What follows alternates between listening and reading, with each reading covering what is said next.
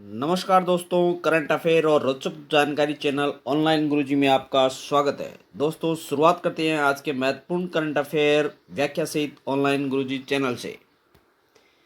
Serbia को दी गई 2021 विश्व मुक्केबाजी चैंपियनशिप की मेजबानी। मेजबानी शुल्क का भुगतान करने में विफल रहने के बाद भारत ने 2021 पुरुषों की विश्व मुक्केबाजी चैंपियनशिप के मेजबानी अधिकार खो दिए हैं। अब ये मेजबानी सर्बिया को दी गई है। अब भारत को मेजबानी रद्द होने के कारण $500 का जुर्माना भी देना होगा। अगर ये आयोजन रद्द नहीं किया जाता तो यह इवेंट देश में पहली बार होता। अंतर्राष्ट्रीय मुक्केबाजी संघ AIBA इसका मुख्यालय है लॉजेन, स्विट्जरलैंड में। राष्ट्रपति गफूर रकीमोव। इसकी स्थापना हुई थी 1946 में। यह संगठन एमेचर बॉक्सिंग मैचों को स्वीकृति देता है। मूडीज ने भारत की आर्थिक विकास दर के अनुमान को कम किया। यॉर्क स्थित global rating agency Moody's investor service, जिसे मूडीज भी कहा जाता है, ने हाल ही में 2020-21 में भारत की जीडीपी विकास दर को 0.2% तक घटा दिया। सरकार द्वारा राष्ट्रव्यापी लॉकडाउन घोषित किए जाने के बाद मूडीज ने विकास दर के अनुमान को 5.2% से घटाकर 2.5% तक कर दिया है।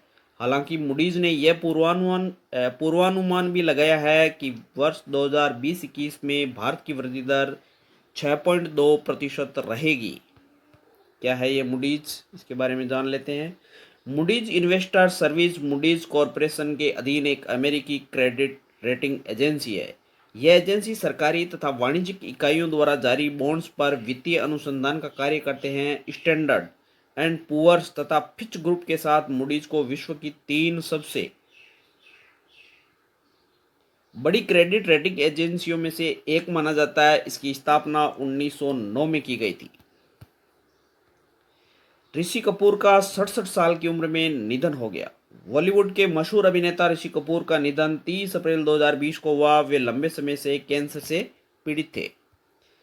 ऋषि कपूर की जीवनी के बारे में अपन पढ़ लेते हैं। ऋषि कपूर का जन्म 4 सितंबर 1952 को मुंबई में हुआ था। इनके पिता राज कपूर भी मशहूर अभिनेता थे। इनकी पत्नी नीतू सिंह भी अभिनेत्री है और इनके पुत्र रणबीर कपूर भी मशहूर अभिनेता है। ऋषि कपूर ने अपने फिल्मी करियर की शुरुआत 1970 में मेरा नाम जोकर फिल्म में बाल कलाकार के रूप में की थी। उसके बाद उन्होंने बॉबी फिल्म में डिम्पल कपाड़िया के साथ कार्य किया था। ऋषि कपूर की मुख्य फिल्में इस प्रकार है: बॉबी, लैला मजनू, रफू चक्कर, सरगम, कर्ज, प्रेम रोग, चांदनी, बोल राधा बोल, यह वादा रहा, सागर, दीवाना, फना, नमस्ते, नमस्ते लंदन, लव आजकल, पटियाला हाउस और 2 दूनी 4 इत्यादि। कोरोना महामारी नहीं गई तो टोक्यो ओलंपिक 2020 रद्द कर दिया जाएगा। आयोजन समिति। टोक्यो ओलंपिक का आयोजन अब 23 जुलाई 2021 से होगा, लेकिन टोक्यो 2020 के अध्यक्ष योशिरो मोरी ने कहा कि इन्हें आगे स्थगित करना संभव नहीं है। आयोजन समिति के अध्यक्ष ने कहा कि अगर अगले साल तक भी इस महामारी पर काबू नहीं पाया जा सका तो खेलों को रद्द कर दिया जाएगा। टोक्यो ओलंपिक को 1 साल के लिए टाले जाने के बावजूद भी इसका नाम टोक्यो ओलंपिक 2020 ही रखा गया है। TS त्रिमूर्ति संयुक्त राष्ट्र में भारत के स्थायी प्रतिनिधि नियुक्त किए गए। सरकार ने TS त्रिमूर्ति को संयुक्त राष्ट्र यूनाइटेड नेशन में भारत का स्थायी प्रतिनिधित्व नियुक्त किया है। वह भारतीय विदेश सेवा के 1985 बैच के अधिकारी है और फिलहाल विदेश मंत्रालय में सचिव के पद पर कार्यरत है। सैयद अकबरुद्दीन सेवानिवृत्त। TS त्रिमूर्ति ने न्यूयॉर्क में सैयद अकबरुद्दीन की जगह ली है। अकबरुद्दीन 30 अप्रैल को सेवानिवृत्त हो गए। आतंकी संगठन जैश ए मोहम्मद के सरगना मसूद अजहर को यूनाइटेड नेशन की ओर से ग्लोबल आतंकी घोषित करवाने में अकबरुद्दीन ने महत्वपूर्ण भूमिका निभाई थी। सुरेश एन पटेल ने CVC में सतर्कता आयुक्त के रूप में शपथ ग्रहण की। सुरेश एन पटेल ने केंद्रीय सतर्कता आयोग CVC में सतर्कता आयुक्त के रूप में 29 अप्रैल को शपथ ग्रहण की। केंद्रीय सतर्कता आयुक्त संजय कोठारी ने पटेल को वीडियो कॉन्फ्रेंसिंग के माध्यम से पद की शपथ दिलवाई। प्रधानमंत्री नरेंद्र मोदी की अध्यक्षता वाली उच्चाधिकार प्राप्त समिति ने फरवरी 2020 में इस पद के लिए पटेल के नाम की सिफारिश की थी। अब सीवीसी क्या है इसके बारे में जान लेते हैं। केंद्रीय सतर्कता आयोग, सेंट्रल विजिलेंस कमीशन भारत सरकार के विभिन्न विभागों के अधिकारियों कर्मचारियों से संबंधित भ्रष्टाचार नियंत्रण की सर्वोच्च संवैधानिक संस्था है, जो एक बहुसदस्यीय संस्था है। सीवीसी में सुरेश एन पटेल का कार्यकाल 2 साल से अधिक होगा और यह दिसंबर 2022 तक होगा। सतर्कता आयोग का कार्यकाल 4 साल या 65 वर्ष की आयु पूरी करने तक होता है। लॉकडाउन से गंगा नदी के जल की गुणवत्ता में हुआ सुधार। 22 मार्च 2020 को देश में लगाए गए लॉकडाउन ने हवा की गुणवत्ता और पानी की गुणवत्ता में सुधार किया है। सीपीसीबी केंद्रीय प्रदूषण नियंत्रण बोर्ड द्वारा जल निकायों में के 40 मिलियन लीटर अपशिष्ट जल प्रवेश करता है। इसके मुख्य बिंदु क्या है?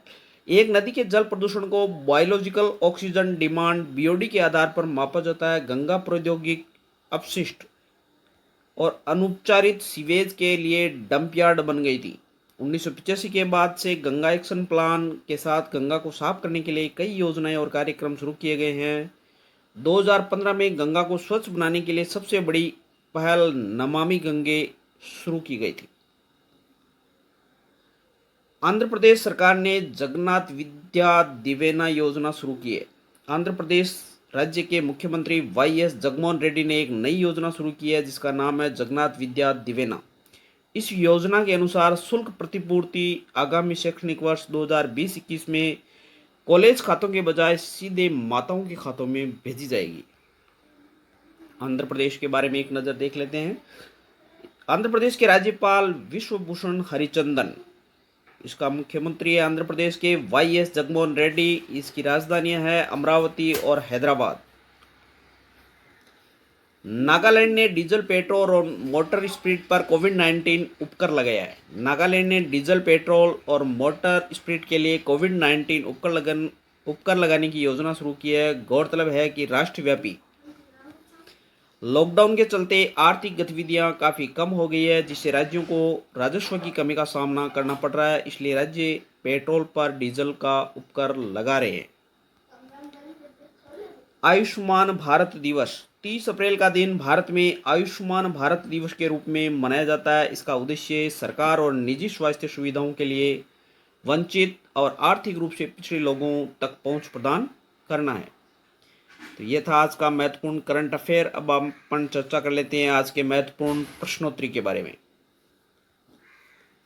भारतीय सिनेमा के प्रसिद्ध अभिनेता ऋषि कपूर का हाल ही में कितने वर्ष की उम्र में मुंबई में निधन हो गया था? अभिनेता ऋषि कपूर का हाल ही में 67 वर्ष की उम्र में मुंबई में निधन हो गया था। उन्हें ल्यूकेमिया यानी ब्लड कैंसर था।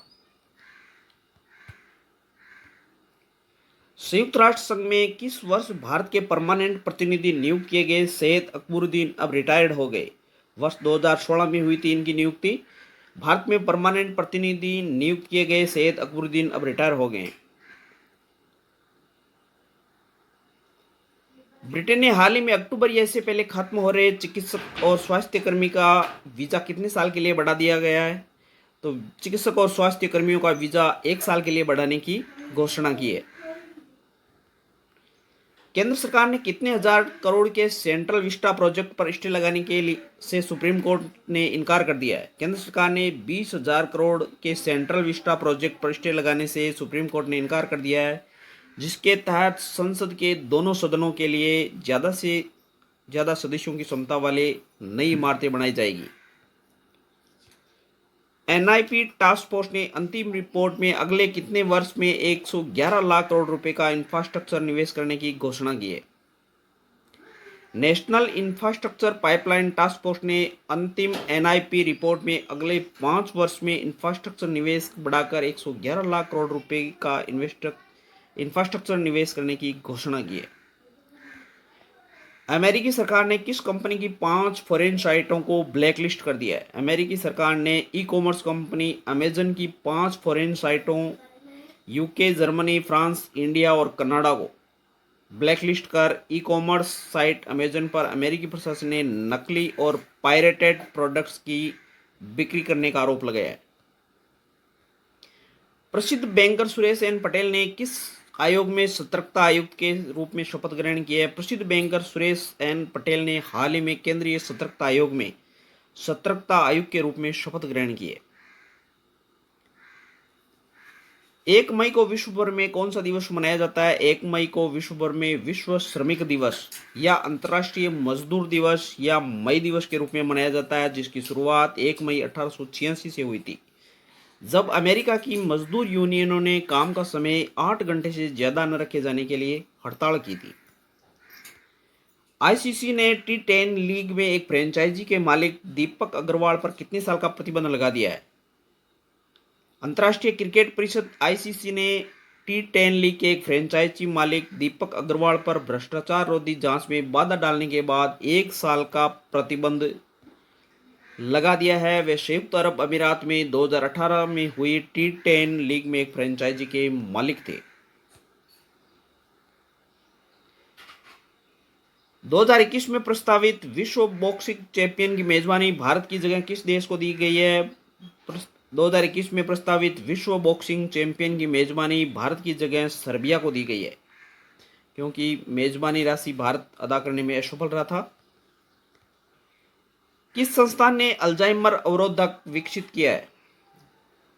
Jawaharlal Nehru centre for advance scientific research JNCASR में काम करने वाले वैज्ञानिकों ने बर्बरीन की संरचना को संशोधित करके बर्बेरिन से अल्जाइमर इनहिबिटर BDT विकसित किया है। बर्बेरिन एक प्राकृतिक और आमतौर हल्दी में पाया जाता है, कम लागत वाला उत्पाद है जो करक्यूमिन के समान होता है। किस केंद्रीय मंत्री ने पहले वर्चुअल पिट्सबर्ग क्लाइमेट डायलॉग में भारत का प्रतिनिधित्व किया? पर्यावरण, वन और जलवायु परिवर्तन मंत्री प्रकाश जावड़ेकर द्वारा वर्चुअल पिट्सबर्ग क्लाइमेट डायलॉग में भारत का प्रतिनिधित्व किया था। बॉम्बे उच्च न्यायालय के मुख्य न्यायाधीश के रूप में किसने शपथ ली? न्यायमूर्ति दीपांकर दत्ता को बॉम्बे उच्च न्यायालय का मुख्य न्यायाधीश नियुक्त किया गया है। मुख्य न्यायाधीश दीपांकर दत्ता बॉम्बे उच्च न्यायालय के 45वें मुख्य न्यायाधीश हैं। किस संस्थान ने एक बहुसतह सैनिटाइजर डिजाइन किया है? भारतीय प्रौद्योगिकी संस्थान भुवनेश्वर ने एक मल्टी सतह सैनिटाइजर को डिजाइन और विकसित किया है। किस देश ने ब्रिक्स विदेश मंत्रियों की बैठक की मेजबानी की? ब्रिक्स विदेश मंत्रियों की बैठक 28 अप्रैल 2020 को रूस द्वारा आयोजित की गई थी, जो ब्रिक्स के वर्तमान घूर्णन प्रमुख थे। भारत का प्रतिनिधित्व विदेश मंत्री श्री S जयशंकर ने किया। किस संगठन ने from the great lockdown to the great meltdown report जारी की गई है? व्यापार और विकास संयुक्त राष्ट्र सम्मेलन UNCTAD द्वारा from the great lockdown to the great meltdown report जारी की गई है। अंतर्राष्ट्रीय वित्तीय सेवा केंद्र प्राधिकरण का मुख्यालय कहाँ स्थित है? अंतर्राष्ट्रीय वित्तीय सेवा केंद्र प्राधिकरण का मुख्यालय गुजरात के गांधीनगर में स्थित है। विश्व कार्यस्थल स्वास्थ्य व सुरक्षा दिवस 2020 का विषय क्या है? विश्व कार्यस्थल स्वास्थ्य व सुरक्षा दिवस 2020 का विषय stop the pandemic, safety and health at work can save lives. यह दिन हर साल 28 अप्रैल को मनाया जाता है और पहली बार 2003 में मनाया गया था और दुनिया भर में कार्यस्थल पर दुर्घटना और बीमारी की रोकथाम पर केंद्रित है। यह दिन अंतर्राष्ट्रीय श्रम संगठन द्वारा एक वार्षिक समन्वित घटना है। इस वर्ष का विषय नियोक्ताओं, सरकार, समाज और श्रमिकों के सामने आने वाली चुनौतियों को पहचानता है और व्यावसायिक सुरक्षा और स्वास्थ्य OSH सेवाओं द्वारा निभाई गई महत्वपूर्ण भूमिका को भी स्वीकार करता है। किस संगठन ने चंद्रमा का पहला भूवैज्ञानिक मानचित्र जारी किया है? संयुक्त राज्य भूवैज्ञानिक सर्वेक्षण USGS ने वैज्ञानिक विवरणों के साथ चंद्रमा का पहला भूवैज्ञानिक मानचित्र जारी किया है। CAC का पूर्ण रूप क्या है, जो समूह सीवेज उपचार का उपयोग करके कोविड-19 रोग जंगों की निगरानी करेगा? CAC का पूर्ण रूप है कोविड एक्शन कोलैब से है, जो बहु विशेषज्ञ विशेषज्ञों की एक टीम है। अब एक नया शब्द चल रहा है, रूहदार क्या है? IIT Bombay, NIT Srinagar, Islamic university of science and technology Awantipora, Pulwama, Jammu और कश्मीर के इंजीनियरिंग छात्रों की एक टीम रचनात्मक व्यक्तियों का एक ऐसा समूह है जो वेंटिलेटर की आवश्यकता संबंधी समस्याओं को हल करने के लिए सामने आया है। इस टीम ने स्थानीय स्तर पर उपलब्ध सामग्रियों का उपयोग करते हुए कम लागत वाला वेंटिलेटर बनाया है। टीम ने इसको रूहदार वेंटिलेटर नाम दिया है। किस राज्य ने घर पर दवाओं के वितरण के लिए धन्वंतरी योजना शुरू की है? तो असम राज्य सरकार ने दवाओं का वितरण शुरू करने के लिए धन्वंतरी योजना शुरू की है। साथियों, यह था आज का करंट अफेयर, जो कि हमने महत्वपूर्ण बिंदु और प्रश्नोत्तरी के माध्यम से जाना है। साथियों, मेरे चैनल के माध्यम से करंट अफेयर व्याख्या सहित वीडियो आपको अच्छे लगते होंगे। अगर आपको वीडियो अच्छा लगे तो लाइक, सब्सक्राइब और ज़्यादा से ज़्यादा शेयर करें, ताकि आपको इसी उत्साह के साथ लगातार वीडियो मिलते रहें। धन्यवाद।